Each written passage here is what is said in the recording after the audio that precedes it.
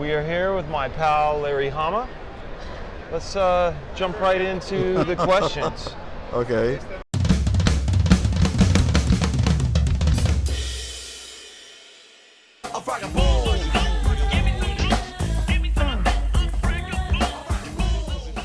Do you have a routine? No. No. Well, it changes all the time. Yeah? Yeah. That's awesome. Your routine is to not have a routine. Right. I love it. What do you do when you don't know what to do? Go to sleep. Right. If you could trade lives with any person, living or dead, for one day, who would it be? I wouldn't. That's great.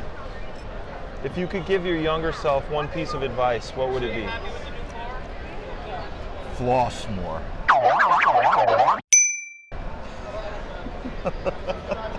I love it. That's the truth. What would you say you're most self-conscious about? That I'm most self-conscious about? Yes. Probably everything. Yeah? Yeah. Very insecure. What is the most childish or childlike thing that you still do? That I still do? Yes. Probably everything. I still think of myself as 9 years old or something, you know? That's good. Yeah. I mean, we get to draw every day. Yeah, it's not, you know, that feeling you got when you were a kid and you went into a room and it was all grown-ups? Yes. Yeah, I feel like that almost all the time. Yeah. Except when I'm at Comic Cons and things. Like that. You know, I used to go to PTA meetings, you know, and I felt like everybody else was an adult. Right. And they were all older, they were all younger than me, Yeah. you know. They had to go and grow up. Yeah, you know, because they're interested in all this stuff that I'm not interested in. Right. You know, and they know all about stocks and bonds, and they can discuss things like equity, and Yeah. you know, they like play golf or tennis or Right. you know, do all these things that I have No interest. absolutely no interest in. Yeah. You know. Would you rather live in the country, suburb, or city? City, absolutely. What about the city makes you like to live there? Access to culture, access to food, access to life. Yeah. Music, theater, Epicenter. yeah, everything that I like. And I live in Tribeca. I can walk to anything I want to get to. Right. You know. I'm a 10-minute walk away from Chinatown. Yeah. I want to eat. Yeah. I'm 10 minutes away from Soho. That's you know, awesome. I live a block and a half away from a multiplex. Right. That sounds good. I live across the street from a Whole Foods. Yeah. And a giant Barnes & Noble and a giant Bed Bath & Beyond. So you don't own a car? That's awesome. Got rid of all my cars like 8 years ago and haven't gone back. But I may have to buy a car next month. If you could learn a skill instantly, what would you want it to be? Learn a skill instantly? I'd like to be able to draw, actually. I'm watching a master at work as you say, I would like to learn how to do this. That's great. Oh no, I mean, I'm faking it. Yeah? It's insane. No, I don't really know how to draw, so I just fake it, you know? What element best I'm represents very good you? at faking it. Well, you're fooling a lot of people, let me tell you. What element out of earth, wind, fire, water do you believe represents you best? Fire. Fire. Okay. Describe yourself with one word. Insecure. Aw. What initially sparked your interest in doing what you do? Uncle Scrooge. Yeah? Yeah. What about Uncle Scrooge made you want to do it? I just love the stories. Yeah? You know? And the sense of adventure, the sense of camaraderie. You know, I've always said that my version of G.I. Joe is basically Junior Woodchucks with guns. So That's excellent. yeah, a lot of people don't get that. I think it's awesome. I think that's great. Some of my stories are basically ported over versions of things that I wish I would have done. So I get that. No, you have to do what you love to do, or else there's no sense in doing it. If money, You know, if I wasn't drawing and writing the stuff that I like to do, I might as well be driving a truck. right? Well, that leads to my next question, which is you're answering. If money wasn't a factor, what would you want to be doing? Playing rock and roll. Yeah? Yeah. What instrument do you like? Guitar. Guitar? Awesome. You play? Yeah. That's great. I played in a rock and roll band for over 20 years. Who's your favorite band? My favorite band? Yeah, like who? Like when you put it on, it's like the cat's meow to you. It's like the best. Jimi. Hendrix? Yeah. All right. What? I like yeah. Hendrix, Clapton, Jeff Beck, Oh yeah. Magic Sam. I don't know Magic Sam. Oh, Magic Sam is the best. All right, I'm gonna have to check that. I know the other guys you mentioned, but not Magic Big Sam. influence on Clapton too. Really? Yeah. I heard a Clapton story once when someone asked him, what's it like to be the greatest guitarist of all time? And his answer was, I don't know, you'll have to ask Prince. That was Clapton's answer, which is insane because Clapton is Clapton. No, but Prince, he did stuff that was unfathomable. Yeah. I mean, you couldn't figure out how he did it. Yeah. I mean, that's what I think about a lot of artists, you know, no matter how popular or slick they are, I can figure out how they did it. Yeah. I'm not all that impressed. Right. But there's like half a dozen people that you look at their stuff and you go, how the hell did they do that? I'm that way with Mignola. I mean, it looks simple, but the more you look at it, you go, he's saying so much with so little, and I don't know how to distill my work down into that.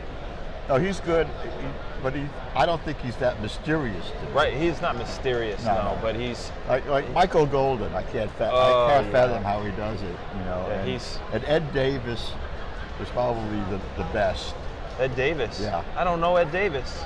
Ed Davis was the only artist that I've ever heard Neil Adams say could draw better than him. What did Ed Davis do? Not an awful lot, but really? He was really good. Let's do our research and find out who this Ed Davis guy is. He was the best natural draftsman I've ever seen. Ed Davis. All right. And a total sponge. He could absorb a technique instantly. Wow. You know, well, he was working at Continuity, blowing away Neil. He was working on an advertising job, and he penciled this whole comp, and it was beautiful. Wow. He said, "Oh, now I got to ink it." So he turns to Neil, you know, and he says, "Hey Neil, can I borrow one of your brushes?" So Neil hands him a Winsor Newton Series 7, number 3. 3, that's the one, yeah. Yeah. And Ed takes it and he dips it in the ink, and it's like 1 inch away from the paper when Neil like whips around and goes, "Wait a minute." Have you ever inked anything with a brush before in your life? And Ed says, "No." And Neil says, "Don't you want to like take a piece of scrap paper and figure it out?" Yeah. Try to do some practice lines? And Ed says, "What for?" The practice is here as I go. What for? Yeah. And Neil is like, "Okay." Somebody made Neil. Oh wow. Just go ahead, do it. Yeah. And he just did it. Yeah. He could pick up a brand new tool. Wow. And just figure Ed it Davis, out I gotta find this. while he was doing it. I gotta find him. He could draw photographically.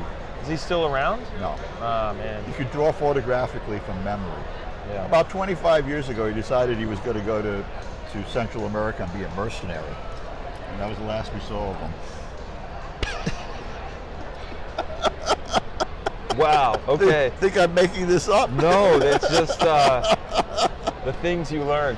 What are some bad recommendations you've heard in this profession? Bad recommendations? Yeah, stuff that you've heard people give as recommendations that are in fact bad. Oh, endless. Yeah? Yeah. A lot of what they teach in art schools is garbage too. Yeah. And I see people just do it, you know, like, you know, they buy those mannequins and they buy those books full of poses and stuff, and there's now like programs that you can, you know, worst thing you can do. Yeah. You know? He's too stiff. Yeah, and it doesn't exercise your drawing muscle. Right. You know, the only way to do it is to draw people and draw anatomy and draw from life to the point where you can, you know, do that stuff out of your head.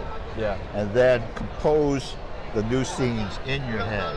Yeah. And this is something Neil taught me a long time ago. He said, you see that scene in your head, and then you, boom, take a hologram of it.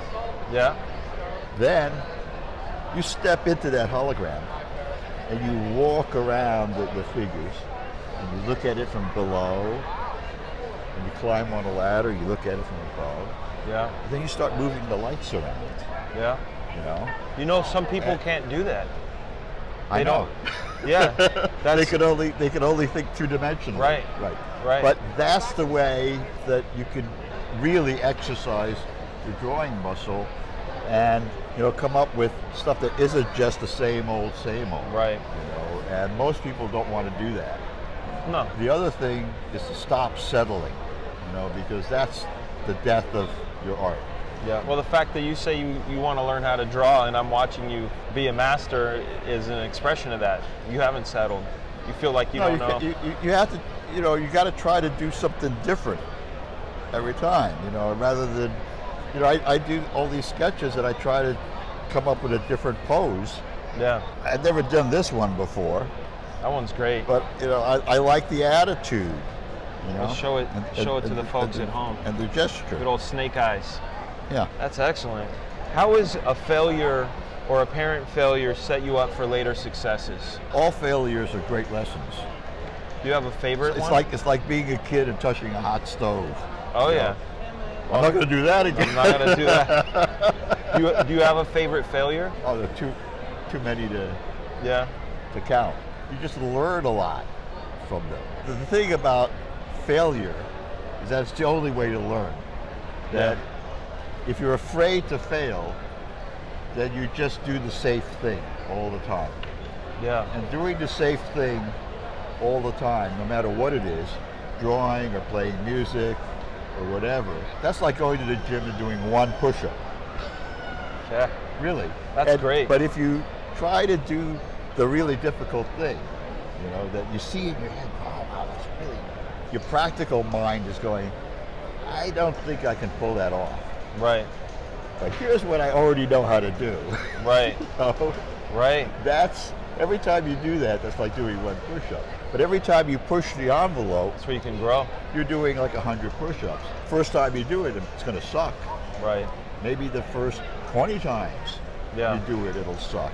But the magic happens on the day that it stops sucking. Yes. You know? That is so great. That's the best feeling in the world. Yeah. It's like when you're drawing and it just starts to flow. Yeah. Now, you call it white light. You call it white light? Yeah. That's great. But when you got the white light shining, you better milk it. Yeah. Because when it goes away, it goes away. Have you? I've actually experienced it enough times to ask myself, what are my circumstances? What am I listening to? What have I eaten today? What's my mindset? You'll never figure it out. Oh, I'm getting close. I'm getting close. It's pretty arbitrary, but when it hits, you got to exploit it. You don't want to go to sleep. You don't go to sleep. You don't eat. You don't want to do anything but stay. Right. Yeah. What? And that's the best feeling in the world. That's true. And when you're playing music, you know, it's called being in the groove. You know. Yeah. You don't want to leave. The white light. That's crazy. I call it the gel. Like you get into this submerged sort of thing. And people that don't do art, don't get it. No, because it sounds like hippie mumbo jumbo. You know. Well, I think sports people get it. Yeah. Yeah. They get into the zone. The zone. Yeah. That's it. Yeah. It's the same thing. Yeah. Beast mode. The zone. Right. Yeah. Okay. But it's hard to convey to people who don't do that sort of thing. True. And there's a lot of people that don't.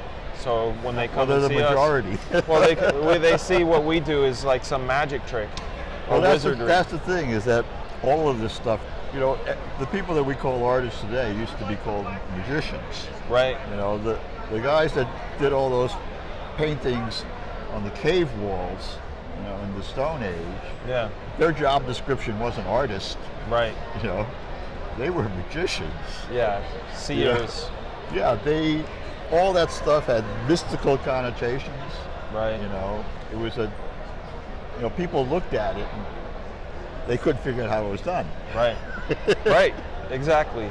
And So- you still like that. You say Yeah. you search out for that. If you can't Yeah. figure it out, That's right. that's great. It's magic. Yeah. That's all magic is. What would you think is the best investment you've ever made in your life? Whether it be time, practice, something that you've bought with money or invested money. Is there something that you found it to be the best investment you've ever made? Well, just probably spending the time to try to make the stuff better. If you spend time to try to make it go faster, that's a waste. Yeah. What about both, better and faster? Never happens. Yeah. Wow. You got to put the time in. Yeah, that's true. There's still ways of efficiencies, I think, though. Yeah, but lots of times that leads you to a bad place. Yeah? Yeah.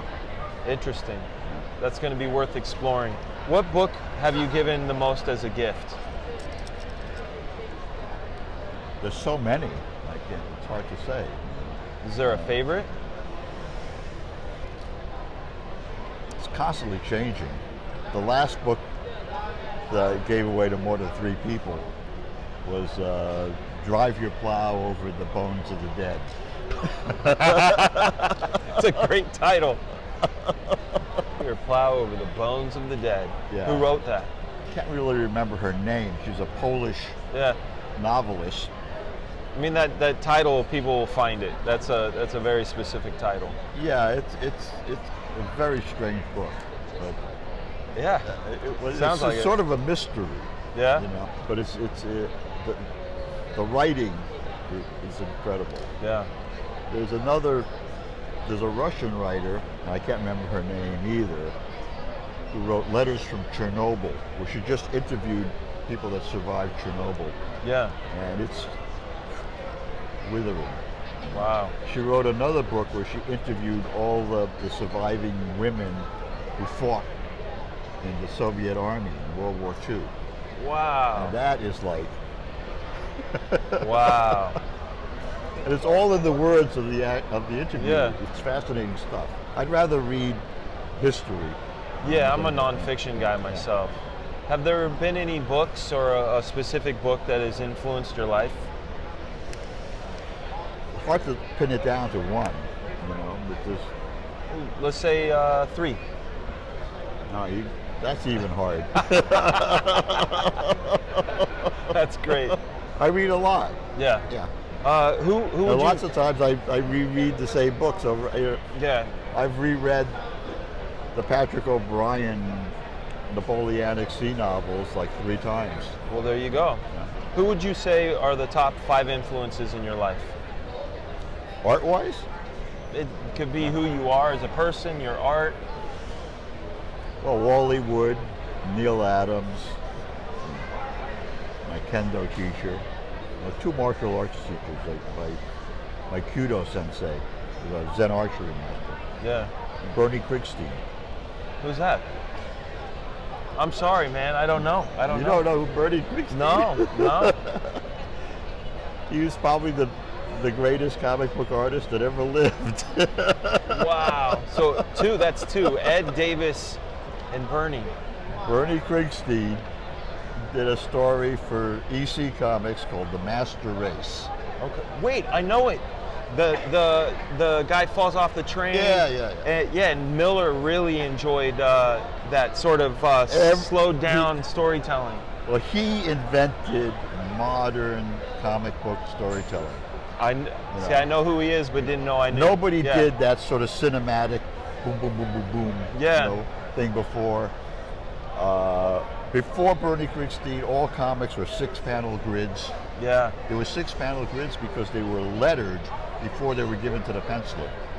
So the borders were inked, and the balloons were already there, and the lettering was already there. You just filled in under the balloons. Right. And was Bernie it lettering Krigstein- mechanical? Yeah, it was Leroy lettering. Okay. Bernie Krigstein would get these pages and he would cut them apart with a razor blade because they wouldn't pay to re-letter. Right. Sometimes he'd have to cut out letter by letter and repaste them up with rubber cement. And he'd make a 6-panel page into a 16-panel page. Yeah, that's incredible. That changed visual storytelling forever. Yeah. Yeah. Wow, that's incredible. I'm blown away. Huh? What would you like your legacy to be? Oh, I don't know. Well, you've got that. What was that little success back in the mid '80s? That GI Joe thing. Yeah, well. Do you enjoy being associated with it? Yeah, well, it's been very good to me, but you know, it was never what I really wanted to do. Yeah, man, you made a lot of kids happy, myself included. You know, I'm a duck man, basically. You know, so I really just wanted to do funny animals, and I never got the chance. It's never too late. Well, hopefully. I like what you did with the pinky, throwing it up a little higher. That's nice. Yeah, well, that's become a stale trick for me. I like it. I got to learn to. You call it stale, but I like it because it gives it just a little extra flair. Well, you got to always figure out a way to avoid doing the usual thing. Yeah, I like that, just man. Just your for your mindset own, is so great. Your own sanity. Yeah, you have the best mindset. I enjoy the fact that there's no resting on the laurels, and there's a saying by Tony Robbins called CANI, and it's an acronym for constant and never-ending improvement. Right. Each day, either do the same as you did before, but never less. But don't, like you're saying, don't just get in there and do one push-up and leave. Right. Larry, thank you so much for your interview. I appreciate it. Thanks, man. Okay. A Fragaboom.